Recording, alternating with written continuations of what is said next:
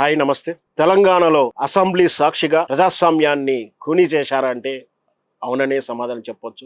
రాజ్యాంగ విలువలని, రాజ్యాంగాల ఆత్మని నిస్సిగ్గుగా రేవంత్ రెడ్డి గారు అవమానించాడా అంటే అవుననే సమాధానం చెప్పొచ్చు. తెలంగాణ అసెంబ్లీ స్పీకర్ శ్రీ గడ్డం ప్రసాద్ గారిని పని చేయకుండా ఒక దళిత స్పీకర్ ని కట్టడి చేశాడా రేవంత్ రెడ్డి అంటే అవుననే సమాధానం చెప్పొచ్చు. ఈ రోజు ఎమ్మెల్యే అనర్హత తీర్పుని ఏదైతే ఇన్నాళ్ళు పెండింగ్ లో ఉన్నటువంటి దానం నాగేంద్ర గారిది అయితేనేమి, కడియం శ్రీహరి గారిది అయితే అనర్హత పిటిషన్ మీద సంచలనాత్మకమైనటువంటి తీర్పును ప్రకటించారు ఈ రోజు అసెంబ్లీ స్పీకర్ గడ్డం ప్రసాద్ గారు. ఈ విధంగా చేయడానికి ఈ దళిత స్పీకర్ మీద ఒత్తిడి చేసిన రేవంత్ రెడ్డి గారు సిగ్గుగా ప్రవర్తించిన తీరుకు దళిత సమాజం అంతా కూడా ఈరోజు విమర్శలు ఎదుర్కొంటుంది. ఏదైతే బీఆర్ఎస్ పార్టీ నుంచి గెలిచి, బీఆర్ఎస్ పార్టీ టికెట్ మీద గెలిచి, బీఆర్ఎస్ పార్టీ గుర్తు మీద గెలిచినటువంటి 10 మంది ఎమ్మెల్యేలు కాంగ్రెస్ పార్టీ కండవ కప్పుకున్న వాస్తవం కాదా? వీళ్ళెవరూ కూడా పార్టీ మారలేదంటూ స్పీకర్ గడ్డం ప్రసాద్ గారు తీర్పు చెప్పారు. గతంలోనే మిగతా 8 మందికి క్లీన్ సర్టిఫికేట్ ఇవ్వడం జరిగింది. ఈరోజు దానం నాగేంద్ర గారు అండ్ కడియం శ్రీహరి గారిది కూడా క్లీన్ చిట్ ఇస్తూ వీళ్ళు పార్టీ మారలేదు, వీళ్ళు కేవలం బీఆర్ఎస్ పార్టీలో ఉన్నారు, కాంగ్రెస్ పార్టీలో ఉన్నారన్నమాట అవాస్తవం అంటూ ఇచ్చిన తీర్పు నిజంగా ప్రజాస్వామ్యానికి తీరని అవమానం జరిగింది. కాంగ్రెస్ పార్టీ టికెట్ మీద బహిరంగంగా కాంగ్రెస్ పార్టీ టికెట్ మీదనే ఎంపీగా దానం నాగేంద్ర గారు పోటీ చేసిన మాట వాస్తవం కాదా? ఒక అసెంబ్లీ పార్టీ ఇంకొక పార్టీ ఎమ్మెల్యేగా కొనసాగుతూనే దానికి ఏమాత్రం రాజీనామా కూడా ఇవ్వకుండా కాంగ్రెస్ పార్టీ టికెట్ మీద పోటీ చేసింది చరిత్ర వాస్తవం కాదా? ఆయన పార్టీ మారలేదని ఎలా చెప్తారు? మారని వారికి ఎలా కాంగ్రెస్ టికెట్ ఇచ్చింది, బీఫామ్ ఇచ్చి గెలిపించే ప్రయత్నం చేసింది? పార్టీ మారకున్నా, కాంగ్రెస్ పార్టీ అభ్యర్థి కాకున్నా కాంగ్రెస్ పార్టీ బీఫామ్ ఎలా ఇస్తుంది అనేది ఒక లాజిక్ ఎట్లా మర్చిపోయారు రేవంత్ రెడ్డి గారు మీరు?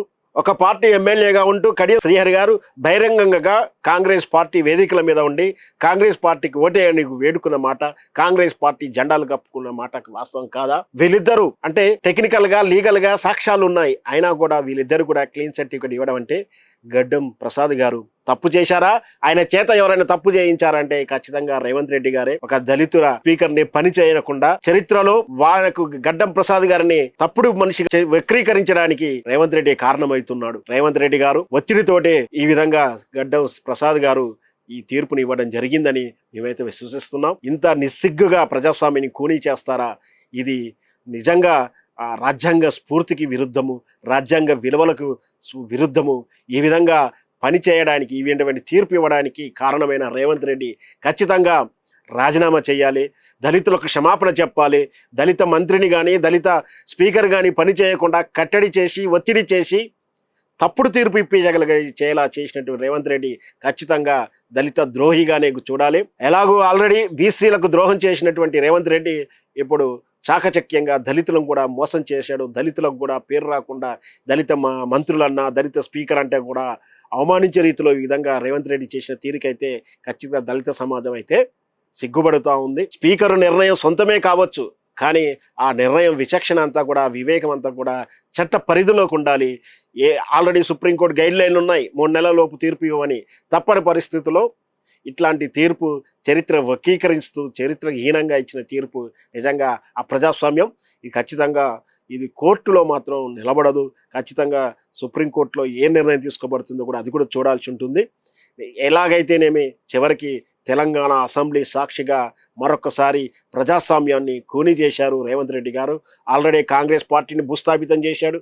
బీసీల కమిషను, బీసీలు అని చెప్పేసి బీసీ చట్టం రిజర్వేషన్ రాకుండానే బీసీలకు ద్రోహం చేశాడు.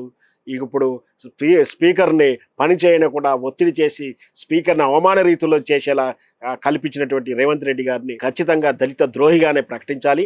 ఈ విధంగా అన్ని రంగాలను సర్వనాశనం చేస్తున్నట్టు రేవంత్ రెడ్డి గారికి తగిన బుద్ధి చెప్పాలి. ప్రజాస్వామ్యం నిలబడాలని మాలాంటి ప్రజాస్వామ్య ప్రేమికులు కోరుకుంటా ఉన్నాం. పార్టీ ఫిరాయింపుల గురించి మరి ఈరోజు రాహుల్ గాంధీ గారు ఏం సమాధానం చెప్తారో వేచి చూడాలి. ఎందుకంటే రాహుల్ గాంధీ గారు ప్రజాస్వామ్య విలువలను కాపాడండి, రాజ్యాంగ విలువను కాపాడంటూ దేశవ్యాప్తంగా ప్రదర్శనలు చేస్తూ ఉన్నాడు. రేవంత్ రెడ్డి ఏమో ఎన్నికల ముందు ఎవరైనా పార్టీ మారితే రాళ్ళ తీసుకొని కొట్టండి అన్నారు. మరి ఇప్పుడు ఏం చేద్దాం? రేవంత్ రెడ్డిని రాళ్ళ తీసుకొని కొట్టాలా, లాగులో తొండలయ్యాలా? ఏంటి ఈ పరిస్థితులు? ఇట్లా చేయడానికి కారణాలు ఏంటి? ప్రజాస్వామ్య విలువల్లో ఆ ఇంటి వైపు కాకి ఇంటి వైపు వలడానికి వీలు లేదంటూ ఎన్నికల ముందు చెప్పిన రేవంత్ రెడ్డి ఈరోజు అసెంబ్లీ సాక్షిగా ఇంత చరిత్రహీనంగా ప్రవర్తిస్తాడని మాత్రం ఎవరు ఊహించలేదు. ఈ ఖచ్చితంగా రాహుల్ గాంధీ గారు ఈ విషయంలో తన కామెంట్ చేయాల్సి ఉంటుంది. ఖచ్చితంగా తన ఇది ప్రజాస్వామ్యంగా జరిగిందా, జరగలేదా, రాజ్యాంగ విలువలకు కట్టుబడే తీర్పు ఇచ్చారని కూడా కాంగ్రెస్ పార్టీ తరఫున రాహుల్ గాంధీ గారు మాట్లాడాల్సిన అవసరం ఉంది. ఖచ్చితంగా ఉంది. ఏదైనా సరే ఈ పార్టీ ఫిరాయింపులు అనేది గతంలో బీఆర్ఎస్ పార్టీ కూడా చేసింది. కైనా అప్పుడు తెలంగాణ ఏర్పాటును విఫలప్రయోగం చేయడానికి ఎమ్మెల్యేలను కొనుగోలు చేసిన విషయం మనందరికీ తెలిసిందే.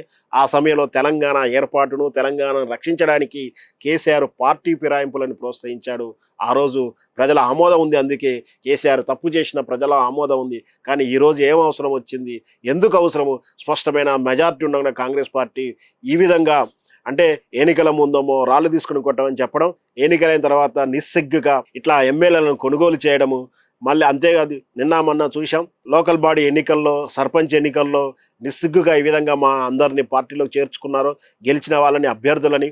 నిన్న జరిగినటువంటి మున్సిపల్ ఎన్నికల్లో కూడా కౌన్సిలర్లను ఏ విధంగా బెదిరించి పార్టీలోకి మేర్చుకొని ఏ విధంగా చైర్మన్ పదవులు సొంతం చేసుకున్నారు కూడా చూసాం. గ్రామీణ స్థాయిలో లేదా జిల్లా స్థాయిలో, మున్సిపాలిటీ స్థాయిలో పార్టీలు మారిన ప్రజలు అంతా పట్టించుకోలేదు.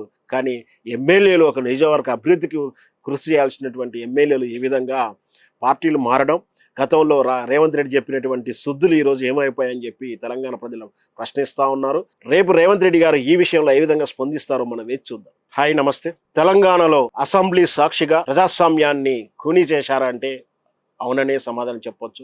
రాజ్యాంగ విలువలని, రాజ్యాంగాల ఆత్మని నిస్సిగ్గుగా రేవంత్ రెడ్డి గారు అవమానించాడా అంటే అవుననే సమాధానం చెప్పొచ్చు.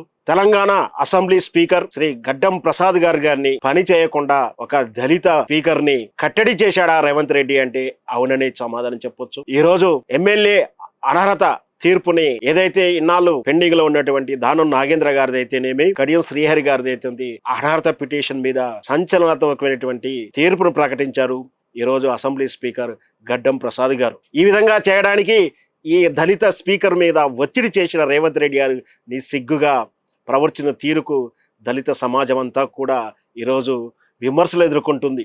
ఏదైతే బీఆర్ఎస్ పార్టీ నుంచి గెలిచి, బీఆర్ఎస్ పార్టీ టికెట్ మీద గెలిచి, బీఆర్ఎస్ పార్టీ గుర్తు మీద గెలిచినటువంటి 10 మంది ఎమ్మెల్యేలు కాంగ్రెస్ పార్టీ కండవ కప్పుకున్న వాస్తవం కాదా? వీళ్ళెవరూ కూడా పార్టీ మారలేదంటూ స్పీకర్ గడ్డం ప్రసాద్ గారు తీర్పు చెప్పారు. గతంలోనే మిగతా 8 మందికి క్లీన్ సర్టిఫికేట్ ఇవ్వడం జరిగింది. ఈరోజు దానం నాగేంద్ర గారు అండ్ కడియం శ్రీహరి గారికి కూడా క్లీన్ చిట్ ఇస్తూ వీళ్ళు పార్టీ మారలేదు, వీళ్ళు కేవలం బీఆర్ఎస్ పార్టీలో ఉన్నారు, కాంగ్రెస్ పార్టీలో ఉన్నారన్న మాట అవాస్తవం అంటూ ఇచ్చిన తీర్పు నిజంగా ప్రజాస్వామ్యానికి తీరని అవమానం జరిగింది. కాంగ్రెస్ పార్టీ టికెట్ మీద బహిరంగంగా, కాంగ్రెస్ పార్టీ టికెట్ మీదనే ఎంపీగా దానం నాగేంద్ర గారు పోటీ చేసిన మాట వాస్తవం కాదా? ఒక అసెంబ్లీ పార్టీ ఇంకొక పార్టీ ఎమ్మెల్యేగా కొనసాగుతూనే దానికి ఏమాత్రం రాజీనామా కూడా ఇవ్వకుండా కాంగ్రెస్ పార్టీ టికెట్ మీద పోటీ చేసింది చరిత్ర వాస్తవం కాదా? ఆయన పార్టీ మారలేదని ఎలా చెప్తారు? మారని వారికి ఎలా కాంగ్రెస్ టికెట్ ఇచ్చింది, బీఫామ్ ఇచ్చి గెలిపించే ప్రయత్నం చేసింది? పార్టీ మారకున్నా, కాంగ్రెస్ పార్టీ అభ్యర్థి కాకున్నా కాంగ్రెస్ పార్టీ బీఫామ్ ఎలా ఇస్తుంది అనేది ఒక లాజిక్ ఎట్లా మర్చిపోయారు రేవంత్ రెడ్డి గారు? మీరు ఒక పార్టీ ఎమ్మెల్యేగా ఉంటూ కడియం శ్రీహరి గారు బహిరంగంగా కాంగ్రెస్ పార్టీ వేదికల మీద ఉండి కాంగ్రెస్ పార్టీకి ఓటేయడానికి వేడుకున్న మాట, కాంగ్రెస్ పార్టీ జెండాలు కప్పుకున్న మాట వాస్తవం కాదా? వీళ్ళిద్దరూ అంటే టెక్నికల్ గా, లీగల్ గా సాక్ష్యాలు ఉన్నాయి, అయినా కూడా వీళ్ళిద్దరు కూడా క్లీన్ సర్టిఫికేట్ ఇవ్వడం అంటే గడ్డం ప్రసాద్ గారు తప్పు చేశారా? ఆయన చేత ఎవరైనా తప్పు చేయించారంటే ఖచ్చితంగా రేవంత్ రెడ్డి గారే. ఒక దళితుల స్పీకర్ ని పని చేయకుండా చరిత్రలో వాళ్ళకు గడ్డం ప్రసాద్ గారిని తప్పుడు మనిషి వక్రీకరించడానికి రేవంత్ రెడ్డి కారణమవుతున్నాడు. రేవంత్ రెడ్డి గారు ఒత్తిడితోటే ఈ విధంగా గడ్డం ప్రసాద్ గారు ఈ తీర్పుని ఇవ్వడం జరిగిందని మేమైతే విశ్వసిస్తున్నాం. ఇంత నిస్సిగ్గుగా ప్రజాస్వామ్యాన్ని కూనీ చేస్తారా? ఇది నిజంగా రాజ్యాంగ స్ఫూర్తికి విరుద్ధము, రాజ్యాంగ విలువలకు విరుద్ధము. ఈ విధంగా పని చేయడానికి, ఇటువంటి తీర్పు ఇవ్వడానికి కారణమైన రేవంత్ రెడ్డి ఖచ్చితంగా రాజీనామా చేయాలి, దళితులకు క్షమాపణ చెప్పాలి. దళిత మంత్రిని కానీ, దళిత స్పీకర్ కానీ పని చేయకుండా కట్టడి చేసి, ఒత్తిడి చేసి తప్పుడు తీర్పు చేయాలా చేసినటువంటి రేవంత్ రెడ్డి ఖచ్చితంగా దళిత ద్రోహిగానే చూడాలి. ఎలాగో ఆల్రెడీ బీసీలకు ద్రోహం చేసినటువంటి రేవంత్ రెడ్డి ఇప్పుడు చాకచక్యంగా దళితులను కూడా మోసం చేశాడు. దళితులకు కూడా పేరు రాకుండా దళిత మంత్రులన్నా, దళిత స్పీకర్ అంటే కూడా అవమానించే రీతిలో ఈ విధంగా రేవంత్ రెడ్డి చేసిన తీరికైతే ఖచ్చితంగా దళిత సమాజం అయితే సిగ్గుపడుతూ ఉంది. స్పీకర్ నిర్ణయం సొంతమే కావచ్చు, కానీ ఆ నిర్ణయం విచక్షణ అంతా కూడా, వివేకం అంతా కూడా చట్ట పరిధిలోకి ఉండాలి. ఆల్రెడీ సుప్రీంకోర్టు గైడ్ లైన్లు ఉన్నాయి, 3 నెలల లోపు తీర్పు ఇవ్వమని. తప్పని పరిస్థితుల్లో ఇట్లాంటి తీర్పు చరిత్ర వక్రీకరిస్తూ చరిత్రహీనంగా ఇచ్చిన తీర్పు నిజంగా ఆ ప్రజాస్వామ్యం ఇది ఖచ్చితంగా ఇది కోర్టులో మాత్రం నిలబడదు. ఖచ్చితంగా సుప్రీంకోర్టులో ఏ నిర్ణయం తీసుకోబడుతుందో కూడా అది కూడా చూడాల్సి ఉంటుంది. ఎలాగైతేనేమి చివరికి తెలంగాణ అసెంబ్లీ సాక్షిగా మరొకసారి ప్రజాస్వామ్యాన్ని ఖూనీ చేశారు రేవంత్ రెడ్డి గారు. ఆల్రెడీ కాంగ్రెస్ పార్టీని భూస్థాపితం చేశాడు. బీసీల కమిషను, బీసీలు అని చెప్పేసి బీసీ చట్టం రిజర్వేషన్ రాకుండానే బీసీలకు ద్రోహం చేశాడు. ఇప్పుడు స్పీకర్ని పని చేయకుండా ఒత్తిడి చేసి స్పీకర్ని అవమాన రీతిలో చేసేలా కల్పించినటువంటి రేవంత్ రెడ్డి గారిని ఖచ్చితంగా దళిత ద్రోహిగానే ప్రకటించాలి. ఈ విధంగా అన్ని రంగాలను సర్వనాశనం చేస్తున్నట్టు రేవంత్ రెడ్డి గారికి తగిన బుద్ధి చెప్పాలి. ప్రజాస్వామ్యం నిలబడాలని మాలాంటి ప్రజాస్వామ్య ప్రేమికులు కోరుకుంటా ఉన్నాం. పార్టీ ఫిరాయింపుల గురించి మరి ఈరోజు రాహుల్ గాంధీ గారు ఏం సమాధానం చెప్తారో వేచి చూడాలి. ఎందుకంటే రాహుల్ గాంధీ గారు ప్రజాస్వామ్య విలువలను కాపాడండి, రాజ్యాంగం విలువను కాపాడంటూ దేశవ్యాప్తంగా ప్రదర్శనలు చేస్తూ ఉన్నాడు. రేవంత్ రెడ్డి ఏమో ఎన్నికల ముందు ఎవరైనా పార్టీ మారితే రాళ్ళ తీసుకొని కొట్టండి అన్నారు. మరి ఇప్పుడు ఏం చేద్దాం? రేవంత్ రెడ్డిని రాళ్ళ తీసుకొని కొట్టాలా, లాగులో తొండలయ్యాలా? ఏంటి ఈ పరిస్థితులు? ఇట్లా చేయడానికి కారణాలు ఏంటి? ప్రజాస్వామ్య విలువల్లో ఆ ఇంటి వైపు కాకి ఇంటి వైపు వలడానికి వీలు లేదంటూ ఎన్నికల ముందు చెప్పిన రేవంత్ రెడ్డి ఈరోజు అసెంబ్లీ సాక్షిగా ఇంత చరిత్రహీనంగా ప్రవర్తిస్తాడని మాత్రం ఎవరు ఊహించలేదు. ఖచ్చితంగా రాహుల్ గాంధీ గారు ఈ విషయంలో తన కామెంట్ చేయాల్సి ఉంటుంది. ఖచ్చితంగా తన ఇది ప్రజాస్వామ్యంగా జరిగిందా జరగలేదా, రాజ్యాంగ విలువలో కట్టుబడే తీర్పు ఇచ్చారని కూడా కాంగ్రెస్ పార్టీ తరఫున రాహుల్ గాంధీ గారు మాట్లాడాల్సిన అవసరం ఉంది, ఖచ్చితంగా ఉంది. ఏదైనా సరే ఈ పార్టీ ఫిరాయింపులు అనేది గతంలో బీఆర్ఎస్ పార్టీ కూడా చేసింది.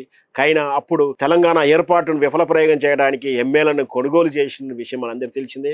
ఆ సమయంలో తెలంగాణ ఏర్పాటును, తెలంగాణను రక్షించడానికి కేసీఆర్ పార్టీ ఫిరాయింపులను ప్రోత్సహించాడు.